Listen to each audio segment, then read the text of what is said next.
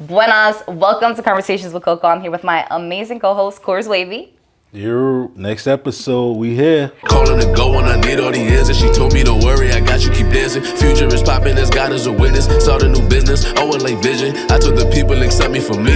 I'm trying to be what I'm destined to be. Excuse my temper, I'm just flowing like trees, like the waves in the ocean. Potion got me pouring. I'm holding the crown, please lay down if you want it. You better come stepping with Curry and Jordan. Trend to the music, don't listen to lyrics. I'm searching through myself to catch in my spirit. Senses is clearer, you whisper, I hear it. I'm getting stronger, yeah, I feel it, I feel it.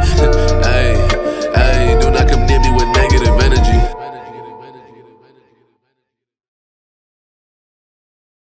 Buenas, welcome to Conversations with Coco. I'm your host, Ariana Nieves, and I'm here with my amazing co-host, Corey Ford, fine artist. We're actually here in his studio. We're going to chop it up about his amazing art. But before I get the opportunity to edify you, I want to give you 90 seconds to talk your shit. So why don't you tell the people who you are and what you do? 90 seconds.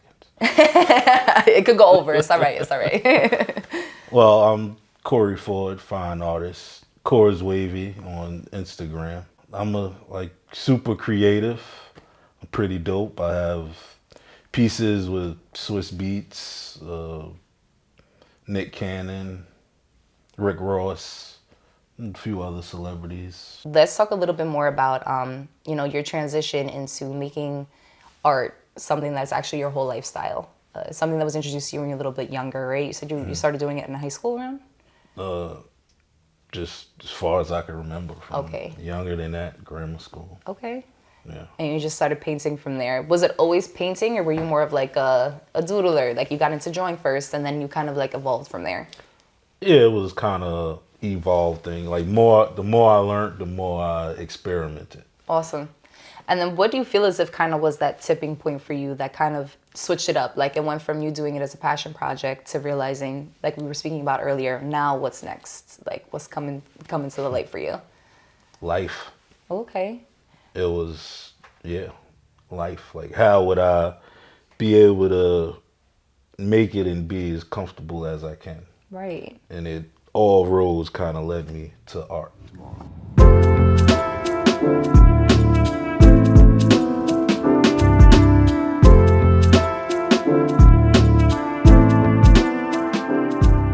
As you start putting that paintbrush to the canvas, like where is that creativity stemming from?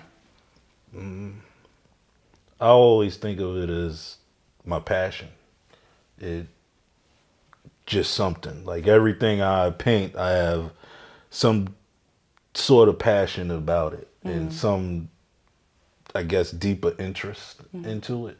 And when I paint it, it's my interpretation of that. And it kind of won't leave my head until it's out on canvas. It lets yourself fully express it, right? Inside the actual, I guess, encompassment of the picture, down to the expressions. So I do want to get a little bit into a painting that is directly behind you. Something that really caught my attention for a couple of reasons. First and foremost, I know how difficult it is to self-reflect. So the fact that this is a self-portrait, which majority of your work is, or kind of rooted in some type of concept of self, kind of wanted to get into that. And then there are a couple of other details that are just kind of out of the ordinary, like the RIP Brooklyn and, the vase. There's a lot of stuff going on there with like the broken vase inside of the vase. So if you want to get a little bit deeper into, your mindset when it came to developing this piece.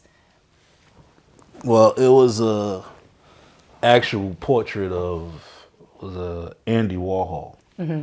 So like you said, I use other artists in some of my pieces as inspirations. And that picture just spoke to me. And as it spoke to me, I started to paint it and create it and everything. But as far as the different pieces in it, they come to me as I'm working. Mm-hmm. Like it says, oh, that's what, and it's all, I guess, a feeling or something I was going through or thinking at the time of the painting. But it initially started from just the Andy Warhol portrait. And then I added everything else as I was going through whatever I was thinking of or going through at that time. 100%. So if you want to go a little bit further into like a couple of key details, right? Because again, I can only give my perception of it. Okay. So when I look at it, the face, the flowers, are those roses? And is that weed buds or am I bugging? Am I tripping? Yeah, those. You're correct. You're Okay, correct. awesome. And I feel like that's kind of significant because you definitely made them purple for a reason. Yeah, well, purple's my favorite color, and it happens to be, I guess, my favorite Strain, yeah. I feel the same way. I'm down for that. Knock you right out. I'm here for it.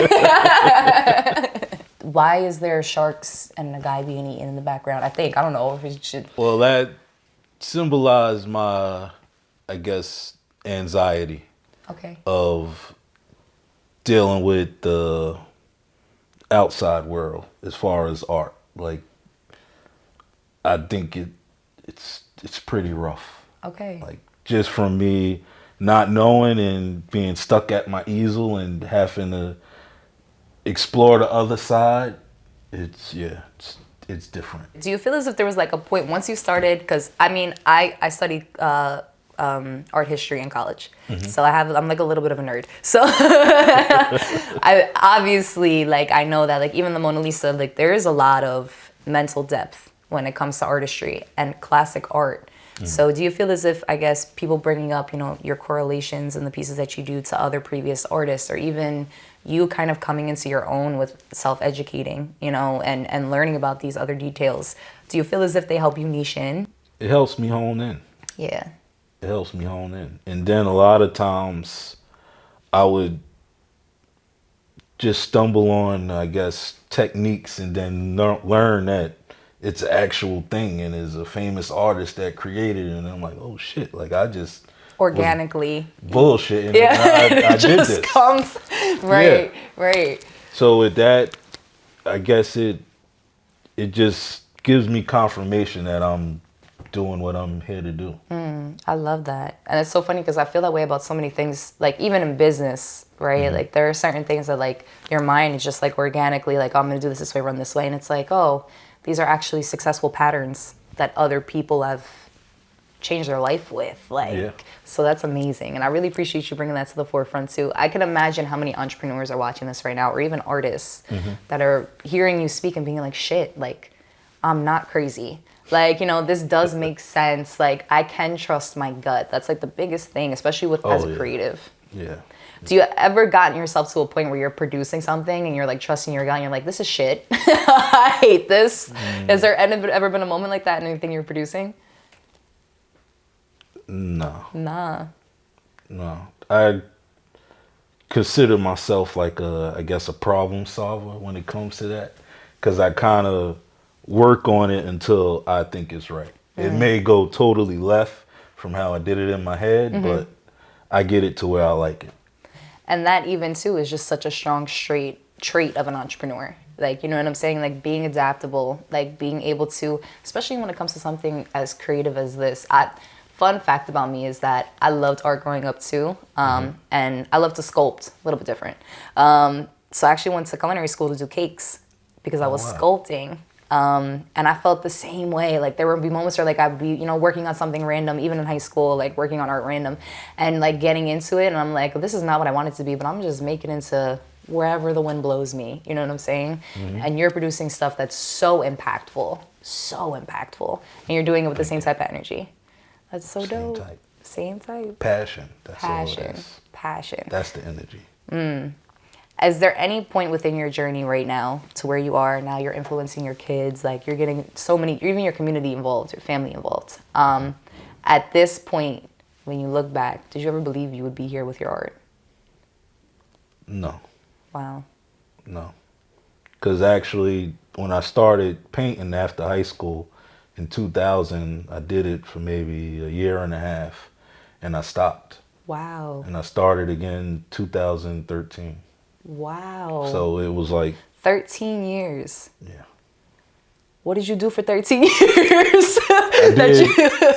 I did 3 pieces in 13 years. Wow. So like the art never left, but it wasn't my main focus. Like I didn't think of all of this. In that 13-year time period, did you feel a void? Like in everything that you were doing because you weren't like channeling in art? Yeah. Yeah, because I did a lot of things that, I wouldn't even thought of if I was focused on art.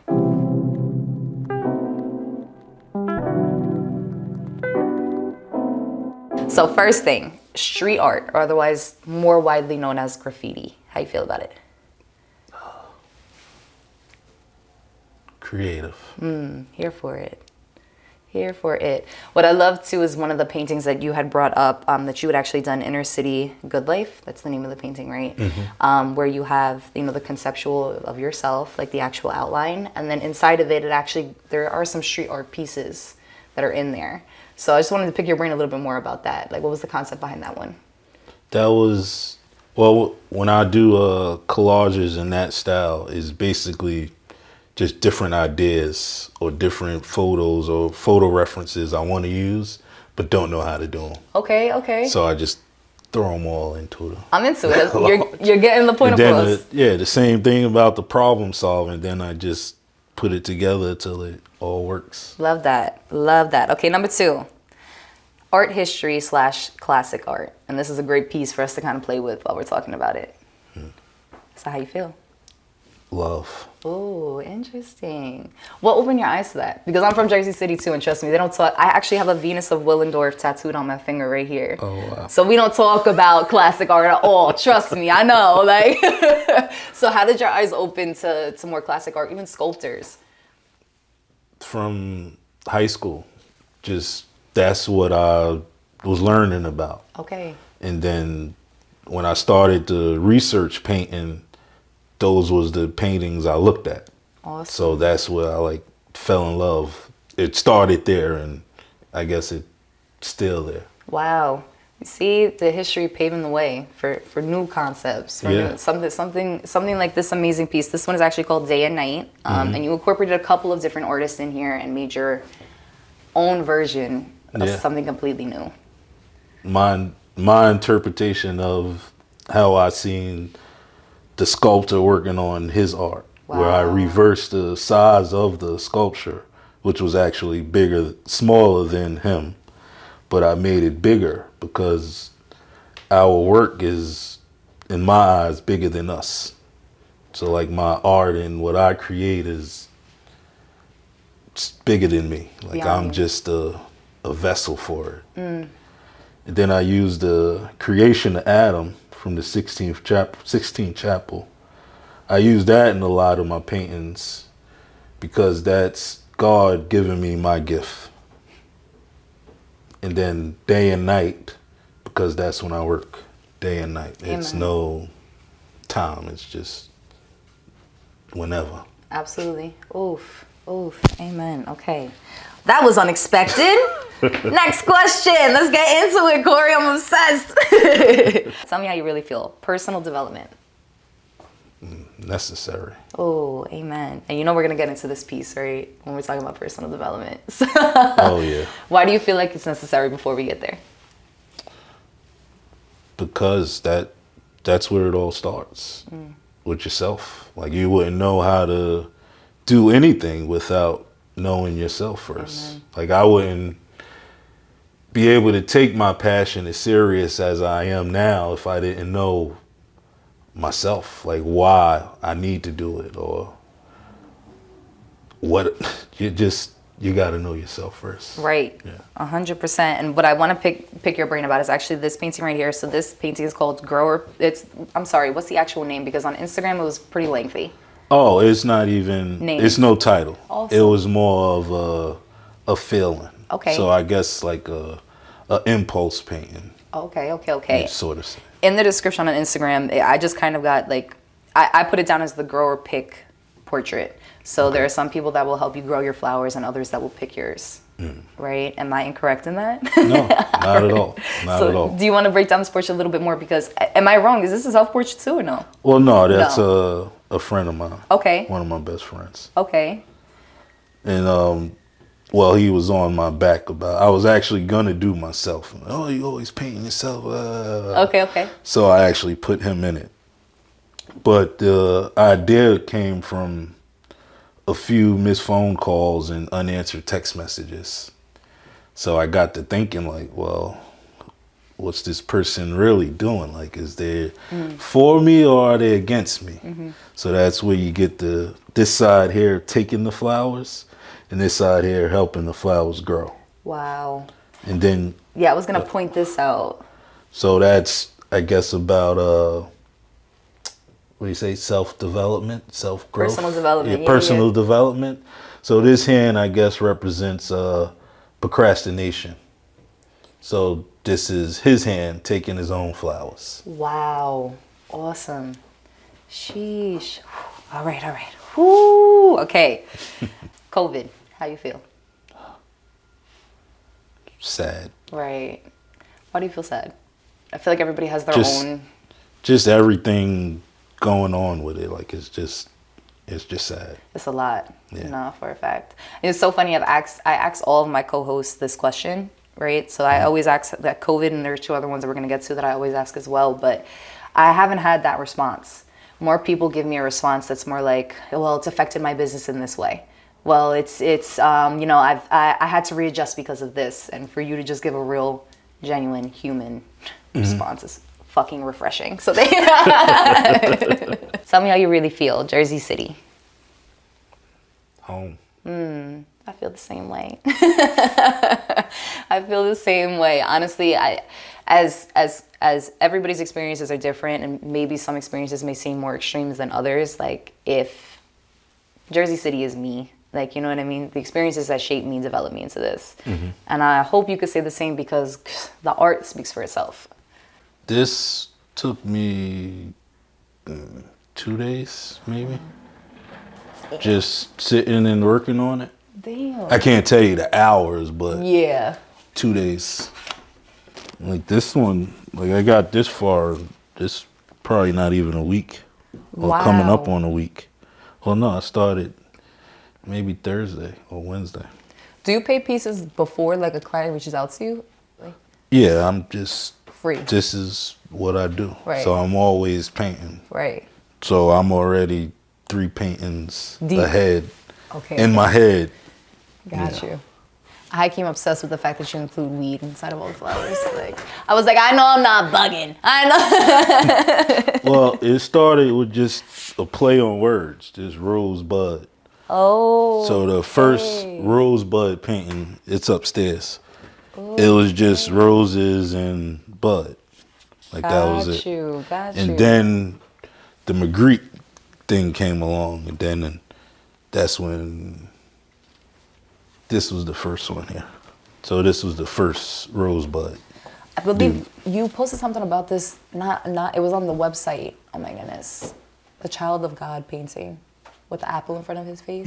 Well, that was the first inspo of this. Well, yeah, that's the Magritte. Like that's what he always yeah. do. The apple with the bowler hat.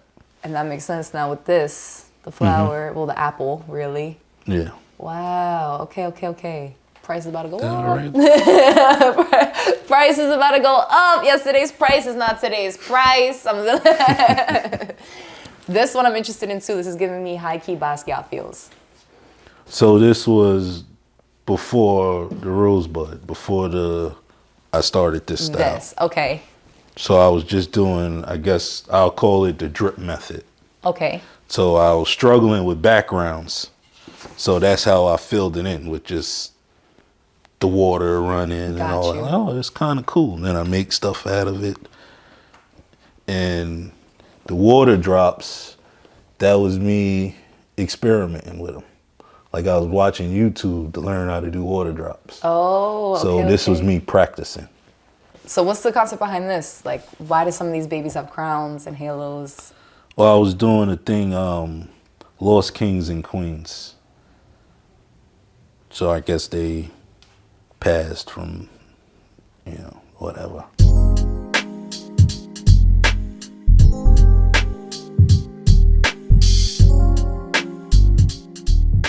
Entrepreneur shit. Charging for your art and for your labor. Like, how do you even begin?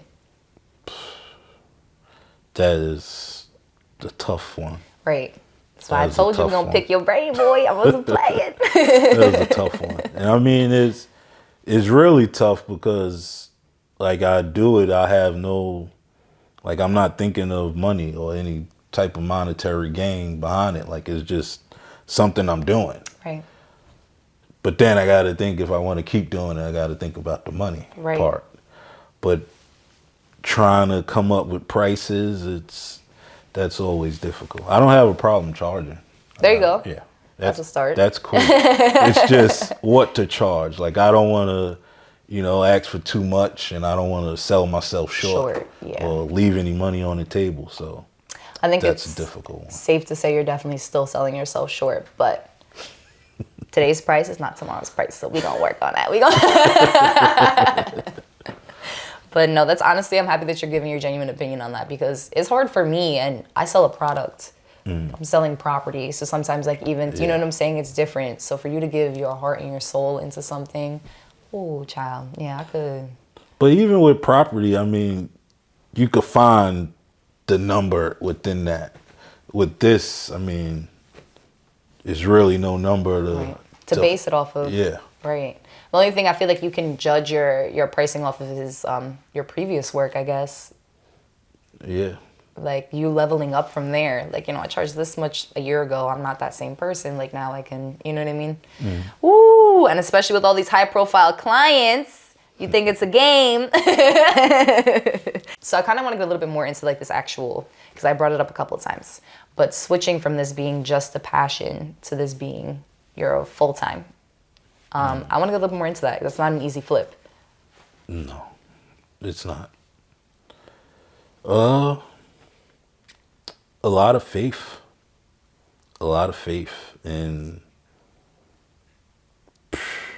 yeah. Just jumped out the window with it. Yeah, well, I've always come into the realizations, like art is my security, like financial and mental. So I had a rough last December where I ran right to my art, where I left my job and I focused all my energy and everything into my art. And it became my full time through that. And yeah, I love it. Wow. And I mean, it was the right decision, and the universe forced me to make it, because I would have stayed working just because I thought that was good, or it was getting me by. Like I was able to do my art in that, but it was a void. Like it was taking me from my art. And yeah. I don't have anything to add to that. Like, mic drop. Amen. And the funny thing, the day I left my job, I got home because I had a group show started earlier December. I got home that day and the gallery called me and I sold my first painting. Wow. And after that, I did 8 out of 9 pieces in a group show. Wow. You see, that's the thing. Little Baby talks about it a lot. Actually, in one of his songs, he said it. He's like, I'm too blessed to ever be too stressed. It's like in situations like that, you literally jump out the window and you're like, well, fuck now. How am I going to make this happen?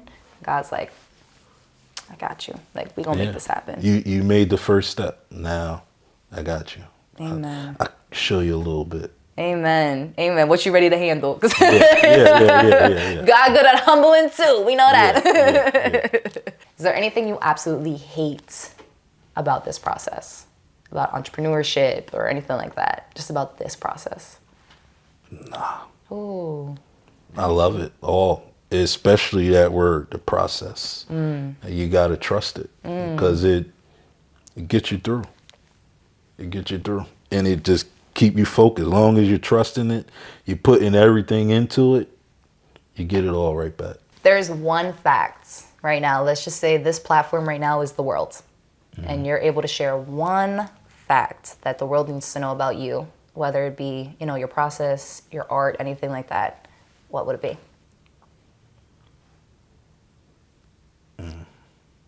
I got faith. Yeah. I got faith. Cors Wavy. That's it. Bottom line. And it's clear because you wouldn't be able to produce... I don't even know what to call it. Like, you wouldn't be able to produce all of this, like, if you didn't have that. So that's dope. Well, that takes us to the end of our interview. Thank you so much, Corey, for being a part of this amazing platform. Before we wrap it up, you are definitely inspiring at least one person. Whether it's somebody, a 15-year-old boy that's watching this, just picking up a paintbrush, or maybe it's somebody that is in the same shoes that you're in, but they haven't even thought about investing in themselves. So what would be one piece of advice that you'd just like to share? Just listen to that little voice inside of you. You're not going to understand what it's telling you to do or where it's leading you, but just keep listening and keep a pure heart and have faith and stay humble. Amen. Mic drop, boom, done. I have nothing else to add to that. And you guys can check him out and all of his amazing pieces at all the tags below. And make sure you guys check out his website, which is also in the comments below. And we will catch you guys next time on Conversations with Coco. Calling to go when I need all the answers. She told me don't worry, I got you, keep dancing. Future is popping, as God is a witness. Start a new business, oh, it like vision. I told the people accept me for me. I'm trying to be what I'm destined to be. Excuse my temper, I'm just flowing like trees, like the waves.